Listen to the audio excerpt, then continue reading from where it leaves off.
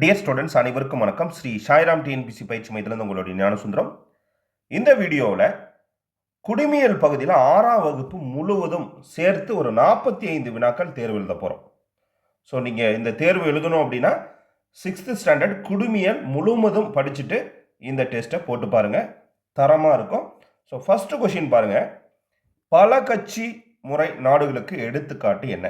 So எந்த நாட்டில் பல கட்சி முறை காணப்படுகிறது அப்படிங்கிறதா கொஷின்.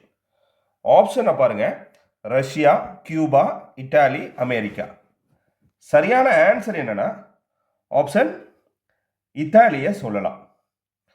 ஸோ இதே ரஷ்யா அப்படின்னு எடுத்துட்டா மேலாதிக்க கட்சி முறை அப்படின்னு சொல்லுவாங்க. கியூபா அப்படிங்கிறது எதற்கு எடுத்துக்காட்டு அப்படின்னு ஒரு கட்சி அப்படிங்கிற முறைக்கு எடுத்துக்காட்டு கியூபா. சரிங்களா, மறந்துடக்கூடாது. அப்போது கியூபா சொல்லலாம், சீனா, அதே போல் வடகொரியாவை சொல்லலாம். எதுக்கு? ஒரு கட்சி நாடுக்கு எடுத்துக்காட்டாக சொல்லலாம்.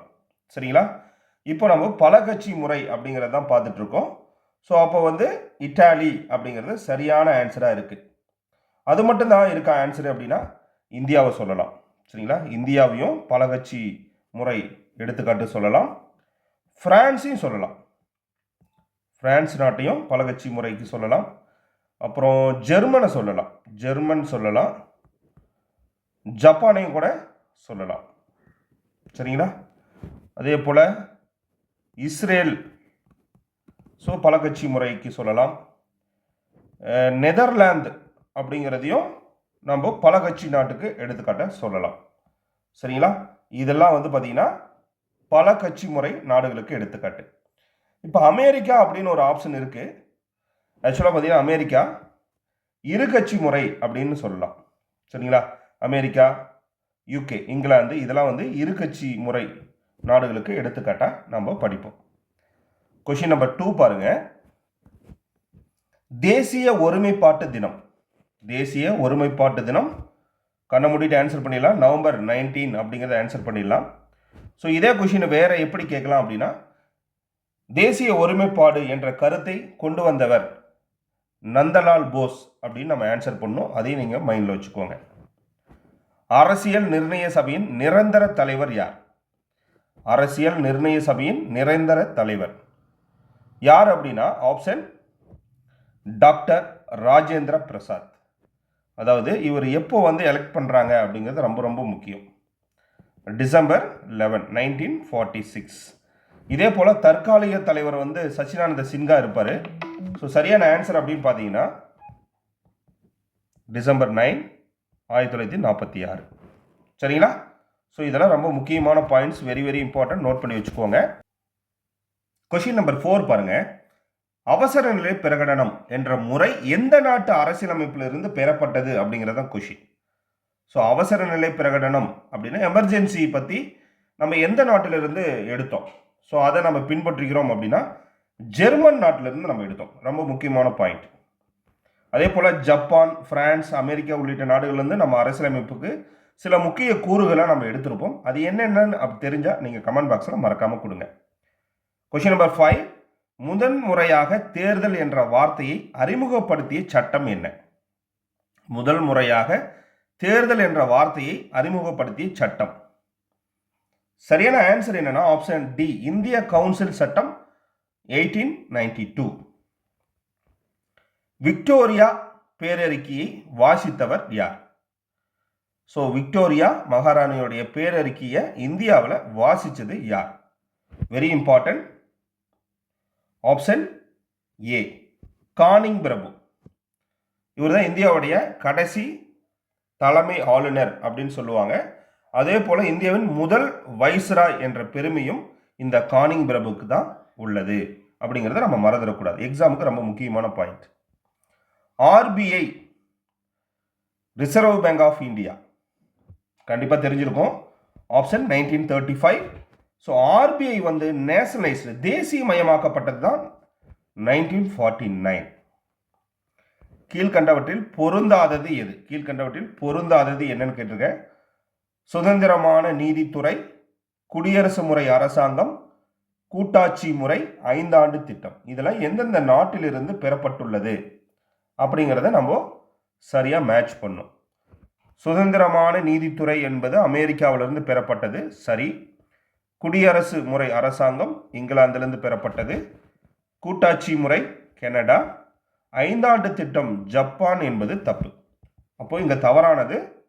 ஸோ டி தான் சரியான ஆன்சர். மக்களாட்சி என்பது மக்களால் மக்களுக்காக மக்களே ஏற்று நடத்தும் அரசு என்ற கூற்றை கூறியவர் யார்? Very important. Option A Abraham Lincoln. Question number 10. இந்திய அரசியலமைப்பு சட்டத்தால் அங்கீகரிக்கப்பட்ட மொழிகளின் எண்ணிக்கை என்ன?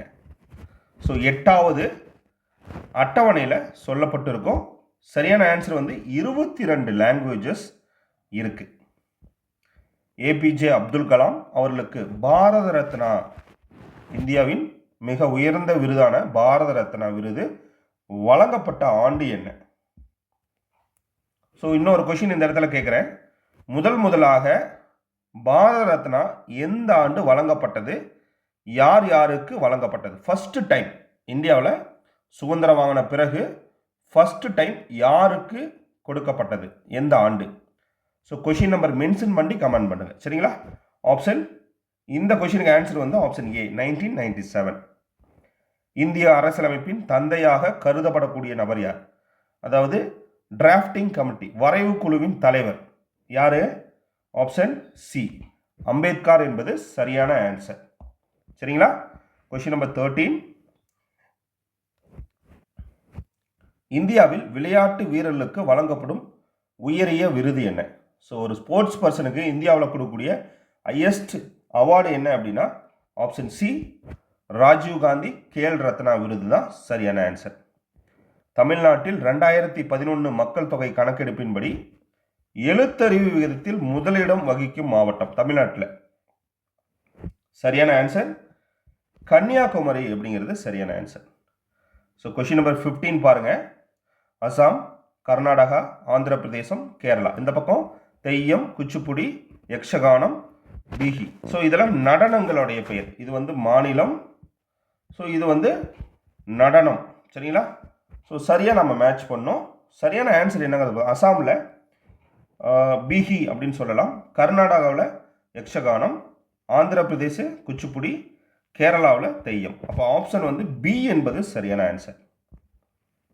ஸோ கொஸ்டின் நம்பர் 16 பார்க்கறதுக்கு முன்னாடி ஸ்க்ரீனில் தெரியக்கூடிய இந்த புக்கு போலீஸுக்கு படிக்கக்கூடிய மாணவர்கள் இருந்தால் கண்டிப்பாக வாங்கி ப்ராக்டிஸ் பண்ணுங்கள். 100% ரிசல்ட் உங்களுக்கு உண்டு, சரிங்களா? ஸோ மொத்தம் 100 தேர்வுகள், ஜஸ்ட் 450 கொடுக்குறேன். இந்த புக்கு வாங்கக்கூடிய மாணவர்களுக்கு அடிஷ்னலாக 60 டெஸ்ட்டு பிடிஎஃபாக உங்களுக்கு டெலகிராம் மூலமும் கொடுக்க போகிறேன், சரிங்களா? ஸோ இந்த டெலகிராமில் கொடுக்கக்கூடிய பிடிஎஃப் எப்படி சார் வாங்குறது? இந்த புக்கு நீங்கள் பர்ச்சேஸ் பண்ண வேண்டி புக்குக்கு பின்னாடி கியூஆர் கோடு இருக்கும், ஃபோன் நம்பர் கொடுத்துருப்பேன். ஜஸ்ட் நீங்கள் புக்கு வாங்கிட்டு ஒரு ஃபோட்டோ எடுத்து அனுப்பிட்டீங்க அப்படின்னா ப்ரூஃபுக்கு உங்களுக்கான லிங்க் ஆனது அனுப்பப்படும், சரிங்களா? ஸோ அதை நீங்கள் ஃப்ரீயாகவே டவுன்லோட் பண்ணி ப்ராக்டிஸ் பண்ணுங்கள். இந்த புக்கு இல்லாமல் நான் சொல்கிறேன். அப்போ 160 டெஸ்ட்டுகள் சேர்ந்த மொத்த விலை வந்து 450. இது மட்டும் இல்லை, இந்த புக்கு வாங்கக்கூடிய மாணவர்களுக்கு தமிழ் எலிஜிபிலிட்டி டெஸ்ட் 40% எடுத்தால் தான் நம்ம சக்ஸஸ் அப்படின்னு சொல்கிறாங்களே, அந்த தமிழுக்காக 5000 கொஷின்ஸ் வந்து அதுவும் உங்களுக்கு ஃப்ரீயாக பிடிஎஃப் வித் ஆன்சரோட கொடுக்க போகிறேன். ஸோ இது எல்லாமே ஜஸ்ட் 450 தான். தமிழ்நாட்டில் இந்த விலைக்கு யாரும் கொடுக்கவே முடியாது. முடிஞ்ச அளவுக்கு வாங்கி ப்ராக்டிஸ் பண்ணுறதுக்கு முயற்சி பண்ணுங்கள். வாங்க வீடியோக்குள்ளே போயிடலாம். டிஸ்கவரி ஆஃப் இந்தியா என்ற நூலை எழுதியவர் யார்? டிஸ்கவரி ஆஃப் இந்தியா என்ற நூலை எழுதியவர் யார்? சரியான ஆன்சர் ஜவஹர்லால் நேரு. நமது நாட்டின் தேசிய நீர்வாழ் விலங்கு, சரியான ஆன்சர் டால்ஃபின், கங்கை டால்ஃபின் அப்படின்னு சொல்லுவாங்க. நமது தேசிய கொடியின் நீள அகலத்தின் விகிதம், நீளம் அகலம் வந்து எந்த ரேஷியோவில் இருக்கணும்னா 3:2. நமது தேசிய கொடியை வடிவமைத்தவர் யார்? சரியான answer option C Pingali Venkaiah.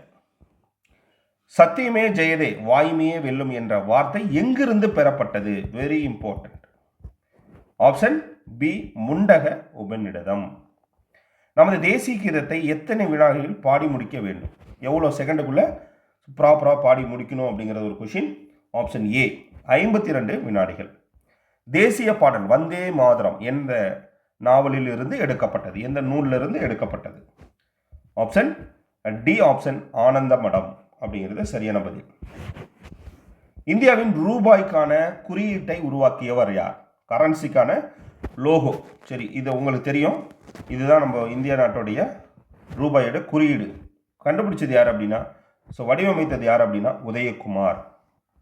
சக ஆண்டு என்பது யாருடைய காலத்திலிருந்து தொடங்குகிறது? சக ஆண்டு கனிஷ்கர், வெரி இம்பார்ட்டன்ட். கனிஷ்கர் காலத்தில் தான் சக ஆண்டு தொடங்குகிறது. ஏன்னா கனிஷ்கர் அரியணை ஏறிய ஆண்டு தான் சக ஆண்டு அப்படின்னு சொல்கிறோம். அது என்ன ஏறுங்கிறது மறக்காமல் கொஷின் நம்பரோட கமெண்ட் பாக்ஸில் கொடுங்க. நமது நாட்டின் தேசிய பாரம்பரிய விலங்கான யானை ஏற்றுக்கொள்ளப்பட்ட ஆண்டு என்ன? 2010 தான் சரியான ஆன்சர். எத்தனை நாடுகளிலிருந்து நமது அரசியலமைப்பு சட்டமானது எடுத்து தொகுக்கப்பட்டது? எத்தனை நாட்டிலிருந்து நாம் பயன்படுத்தக்கூடிய அரசியலமைப்பு சட்டம் பெறப்பட்டது அப்படிங்கிறதா? கிட்டத்தட்ட 60 நாடுகள். நம்ம அம்பேத்கர் டீம் மொத்தம் 7 பேர் கொண்ட வரைவு குழு உறுப்பினர்கள் டிராவல் செஞ்சு 60 நாடுகள் பயணம் செய்து நமக்கான அரசியலமைப்பை எடுத்துகிட்டு வந்து நமக்கு எழுதி கொடுத்தாங்க. சரிங்களா? ஸோ தவறான சொற்றொடரை தேர்ந்தெடுக்கவும் அப்படின்னு ஒரு கொஷின் நம்பர் 27. ஸோ இதில் தவறானது என்ன அப்படிங்கிறது தான் இங்கே கொஷின். மற்றது எது? மொத்தம் 3 பாயிண்ட் சரியாக இருக்குது, 1 மட்டும் தப்பாக இருக்குது. சரிங்களா? ஸோ பெங்காலி வெங்கையா தேசிய கொடியை வடிவமைத்தார். இது கரெக்டு தான், ஆல்ரெடி இந்த கொஷின் பார்த்துருக்கோம். விடுதலை நாளில் ஏற்றப்பட்ட முதல் தேசிய கொடி தற்போது கொல்கத்தா அருங்காட்சியகத்தில் உள்ளது அப்படிங்கிறது தப்பு அப்படின்னு நான் நினைக்கிறேன். விடுதலை நாளில் ஏற்றப்பட்ட முதல் தேசிய கொடி குடியாத்தத்தில் நெசவு செய்யப்பட்டது அப்படின்னு சொல்லியிருக்காங்க. லாக்டோபேசிலஸ் இந்திய தேசிய நுண்ணுயிரிலான அறிவிக்கப்பட்டுள்ளது அப்படின்னு சொல்லியிருக்காங்க. அப்போ இங்கே ஆப்ஷன் வந்து பி மட்டும்தான் தவறாக உள்ளது. அரசியலமைப்பு நிர்ணய சபையின் ஆலோசகர் யார்? ஆப்ஷன் சி பிஎன் ராவ் அப்படிங்கிறது சரியான ஆன்சர். தி லூமினஸ் பார்க் என்ற புத்தகத்தை எழுதியவர்? Important, option D Abdul Kalam. உலகில் எழுதப்பட்ட அரசியலமைப்புகளில் மிகப்பெரிய அரசியலமைப்பு சட்டத்தை கொண்டுள்ள நாடு எது? இம்பார்ட்டன்ட்.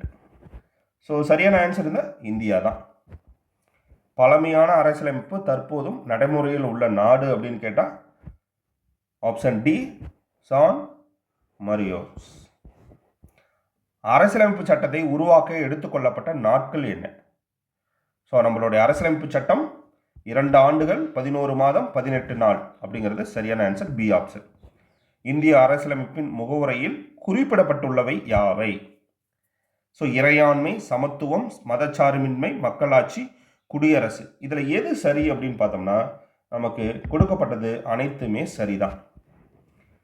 நமது அடிப்படை கடமைகளில் சரியானது அரசு சொத்துக்களை பாதுகாத்தல் அப்படின்னு ஒரு பாயிண்ட்டு.